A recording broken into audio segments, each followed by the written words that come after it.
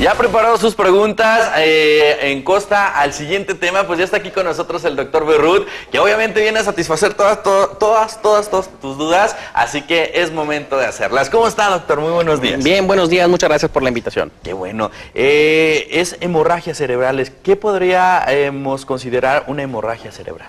Una hemorragia cerebral es un sangrado que se origina dentro del cerebro. Hay varias causas de hemorragia cerebral. Se pueden clasificar dentro de un grupo de enfermedades que se llaman ACV, accidente cerebrovascular. El accidente cerebrovascular puede ser de dos tipos, el de tipo embólico y el de tipo hemorrágico, o sea, lo que son las embolias y lo que son los derrames cerebrales. Entonces, una hemorragia intracerebral o una hemorragia cerebral es lo que se conoce comúnmente como un derrame cerebral. Causas de derrame cerebral pues pueden ser varias. Hay, por ejemplo, cierto tipo de tumores que pueden ocasionar un derrame cerebral, pero por frecuencia es mucho más frecuente que sea por dos causas. Una, por problemas de presión arterial alta, pacientes que son hipertensos y que no se toman su medicamento, pues que no acostumbran tomarse el medicamento por horario más que cuando se sienten mal. Entonces esas personas andan con la presión arterial alta, de repente alguna arteria, algún vaso sanguíneo se rompe y ocasiona un coágulo de sangre, un hematoma intracerebral. Esa es una, y otra causa que también es muy frecuente es el uso de medicamentos. Por ejemplo, las personas que toman de manera frecuente aspirinas, o las personas que toman de manera frecuente diclofenaco o naproxeno. Esos medicamentos tienen la capacidad de ser antiagregantes plaquetarios, o sea, las plaquetas, cuando nosotros nos cortamos la costrita que se forma, esa costrita que se forma es porque las plaquetas llegan, que se encuentran circulando normalmente en nuestra sangre, esas plaquetas llegan y se pegan y son las que forman la costrita, las que forman ese coágulo. Entonces, estos medicamentos, por ejemplo, la aspirina, el clopidogrel, hacen que esas plaquetas pierdan esa capacidad de adhesividad, de adherencia, que no lleguen y se peguen. Por eso esos medicamentos se pueden utilizar en personas para poder prevenir con ciertas dosis, para poder prevenir que vayan a tener, que se vaya a tapar una arteria, ¿sí? Entonces por eso se utilizan para prevenir infartos y para prevenir embolias a nivel cerebral. Pero el tomarlos de manera indiscriminada, la gente que por ejemplo todos los días para poder andar bien se toma sus cafeaspirinas, o que para cualquier dolor van y toman diclofenaco, pues tienen el riesgo de que llegan al lado contrario y en lugar de traerles un beneficio, pues les puede perjudicar porque les puede ocasionar un derrame cerebral. Y luego es que te dicen como recomendación, no, es que es muy bueno tomar este tipo de pastillas porque dicen que previenen los infartos, ¿no? Sí, así es, o sea, sí los previenen, pero para poder prevenir un infarto se necesita ser una persona que haya tenido un examen clínico, que haya tenido un examen físico, que haya acudido con un doctor y que se vea que tiene factores de riesgo para poder padecer un infarto.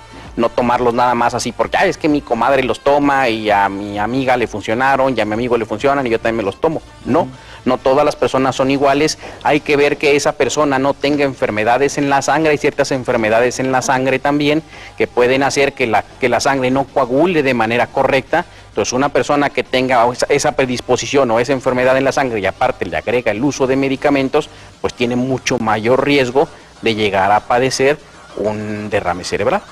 Okay. Ayer investigando un poquito el tema, en las preguntas más frecuentes que chequé, decía, ¿las personas con obesidad son más susceptibles o son candidatas a este tipo de derrames?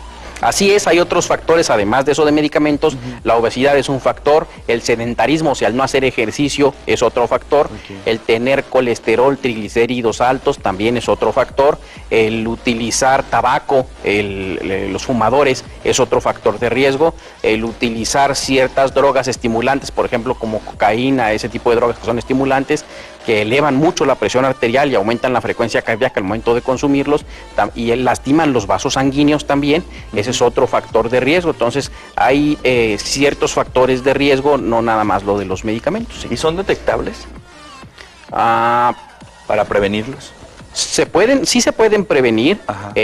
Pues lo ideal, por ejemplo, por decir una persona que sea hipertensa, pues lo ideal es que se tome sus medicamentos como están prescritos y que siempre esté controlado de la presión, con eso lo previene. Okay. El no estar tomando indiscriminadamente medicamentos. Obviamente, pues lo que son alcohol, cerveza, tabaquismo, pues evitarlos, ¿sí?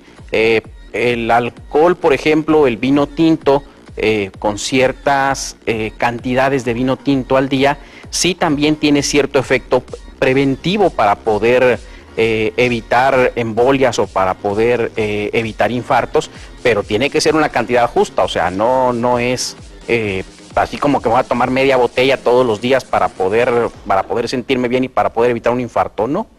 No, es que estoy previniendo mi infarto, ¿no? Bueno, y por ejemplo, al hacer esto también tenemos que acudir al doctor para checar cuál es la dosis necesaria.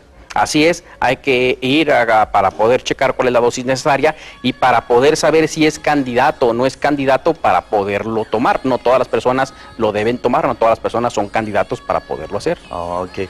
¿Qué más cosas podemos hacer para seguir previniendo este tipo de enfermedad? Ejercicio, evitar el sedentarismo también es un factor que nos ayuda a poderlo prevenir. Okay. Evitar obesidad también es un factor que nos ayuda a poderlo prevenir. Pues generalmente son así los factores que nos sirven para no llegar a presentarlo. Obviamente que no existe un tratamiento o que no existe una prevención que sea infalible, que sea al 100%, ¿no? Pero pues digo, con mucha frecuencia y con muy buen un rango de porcentaje se puede llegar a prevenir.